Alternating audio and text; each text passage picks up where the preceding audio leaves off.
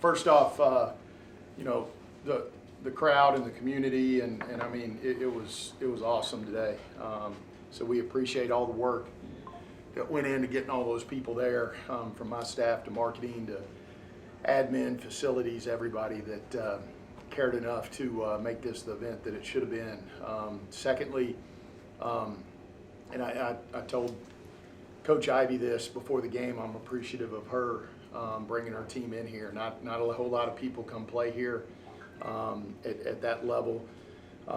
And so, you know, I just have the utmost respect for her for being willing to do it. And so with that being said, I mean, they're everything that I thought they were. You know, in the first half there, they made it extremely difficult for us to run offense at all. That's something we definitely have to learn from. And then I think, you know, we got in at halftime and we talked about being a better screening team and being a little bit more intentional with setting those screens. And I think you saw a product in the second half that mirrored that a little bit. You know, a positive coming out of this was the amount of times we were able to turn them over. You know, that's a top 10 level basketball team that we turned over, what's it say, 29 times. So that bodes well for what we're trying to do there. But credit for Notre Dame, they're ready and they brought it today. And it took us a while to understand that part of it. But proud of the fight in my team too. Coach set the record for women's basketball attendance today. Kind of, what does that record mean to you personally?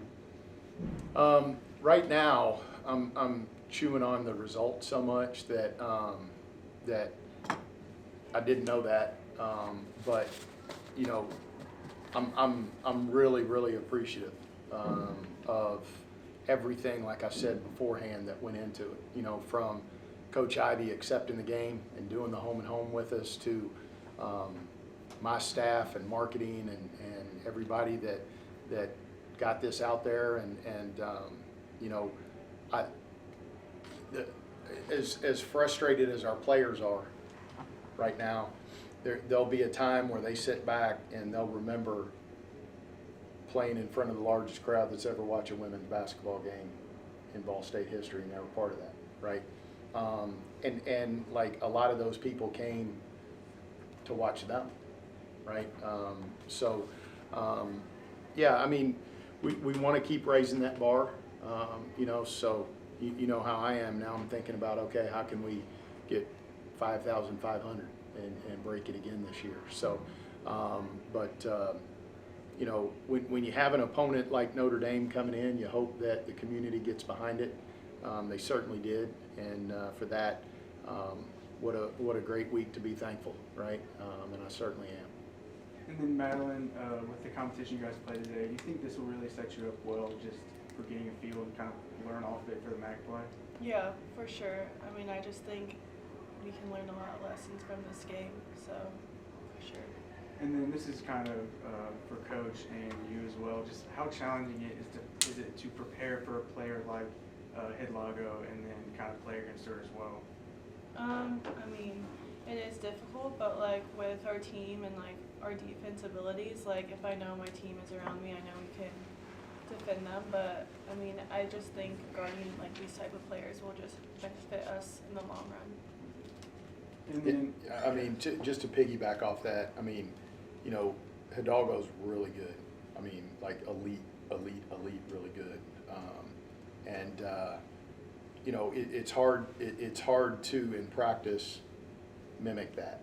You know, I felt like the closest we might have been able to come to it was if I would have laced them up and they would have had to guard me, but I hadn't stretched out, so I decided not to do that. But you know, like the kid's elite, right? And so again, like, you know, for our kids to understand, like, okay, that's what that means, right? It doesn't mean that we could have necessarily done anything any better, you know, but we'll definitely, it won't be as much of a knock back on our heels the next time we see something like that. Doesn't make it any easier though. She's a really good player. And then Marie, I would say, like, what do you think the key position group as a whole can take away from this game? Work on our screens, and I think that we just need to go to the rim more and rebound. And it was a difficult team to play because they have like the biggest people that we're probably gonna see all year, and so just We'll use see that, another one in about 2 weeks. use But- that to better ourselves. And then last one for me, Coach. Kind of weird situations. Over a month into your guys' next home game, what goes into preparing for a long road trip like that? I honestly, like, I'm so next game mindseted.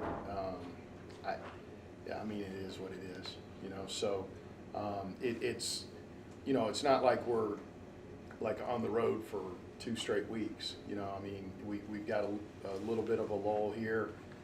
They got to get in the classroom and get like ahead on some stuff, because that week leading into finals, we're going to be on the road 3 times. So, a lot of that kind of taking care of your baggage a little bit, so that we can go focus on basketball when it's time to play basketball. But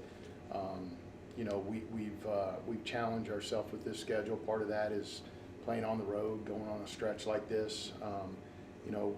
And for players, I think there's some fun in it for them, because it's just them and their teammates. And you're in a hotel, and you're in an airport, and you're on a bus, and you get to just be around each other. So I think there's a lot of good in that as you're trying to build a team and trying to figure out who you are as a group, and these kind of stretches are good for you. I just got one for the players. I know you're thinking about the loss right now, but I was interested to know how you guys felt playing in front of such a huge crowd today. Yeah, it means a lot to me, and I know it means a lot to our team too. But I mean, yeah, that's all I can really say. Like, we're really appreciative of them, and I just think it was a really cool experience, and we're all super thankful to see like our community's gonna come out and support us like that. Yeah, we just appreciate it a lot, and it makes the game funner, I think. Like, the vibe's just different when there's so many people supporting us. And you gotta also hope that there's a group that came and said, man, I like what I saw, let's come back. I like how hard those kids played, let's come back. And it's how you continue to build a fan base. Coach, like you said, turned them over 29 times is a pretty remarkable number, but what are you doing, what is the team doing defensively to kind of create so much havoc? Well, we mixed up our looks, and I think we caught them off guard just a little bit with some of the zone stuff we were doing.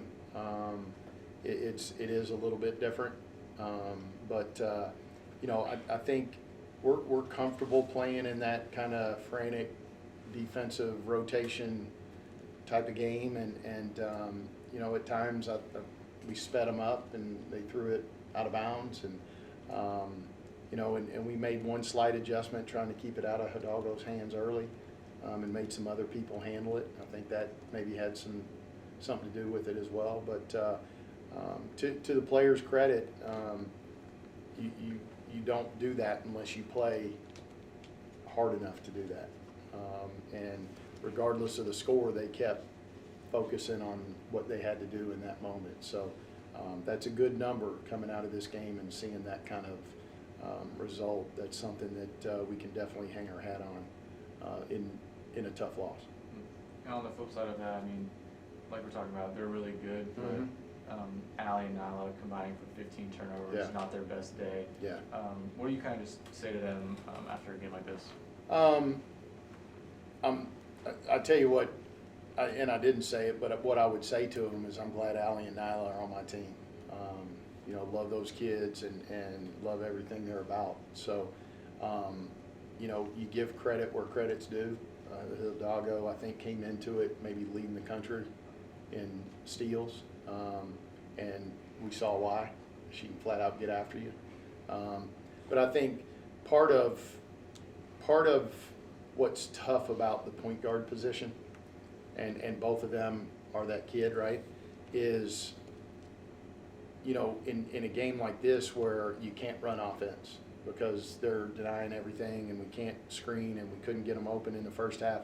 Well, the ball is in their hands for entirely too long, and they're asked to do so much, you know. So if you look at those turnover numbers and you look at it as a ratio to how much they had to handle against the country's best defender, arguably, you gotta almost want to hug them and be like, man, it's all right. You know, it had to be frustrating, you know, and I'm mad at myself because I couldn't help them more. But I think in the second half, we helped ourselves a little bit more. And so it's just got to be a tough lesson, and it is tough because both those kids are really good players and have a lot of pride. But we'll keep going to bat with them. I can guarantee you that. Yeah, and last one for me, just going off that, like, how do you feel like that, I guess, ball handling tandem has been gelling so far through the first handful of games? Yeah, it's good. I mean, you know, we feel like night in and night out, we got the best backcourt on the floor, you know.